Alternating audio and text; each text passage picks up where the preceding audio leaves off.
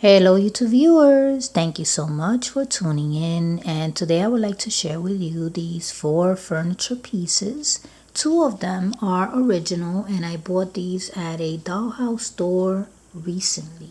Now I've never had white furniture and the Dollhouse store only had these 2, but I wanted a complete set.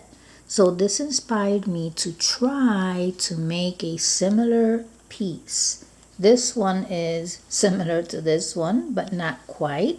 And then I made this one first, which is pretty off because I am using corks as armrests.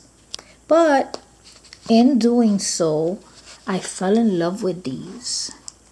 And I'm going to practice more so that I can get better at these and bring you a DIY. Now I am using cork here, but I am also using cardboard and foam as well as with this piece here. The armrests are foam and the rest is also napkin. That's how I decorated these. But it's a heavy duty napkin. I went to a lobster restaurant and they gave me some extra napkins. I saw that they were pretty thick. And I said, I can make something with this or even make mattresses, for a bed, a miniature bed.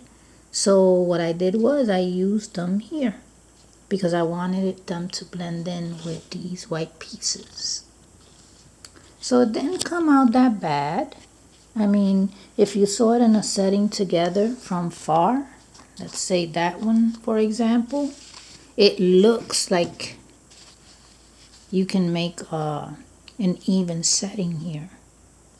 So this is what I wanted to share with you. So remember, stay tuned because there will be a DIY on furniture like this in case you want to start a dollhouse setting, or even if you just bought a dollhouse and you put it together. Maybe you bought a kit and you don't have furniture yet.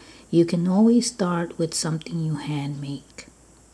So I hope that you stay tuned, and thank you so much for watching.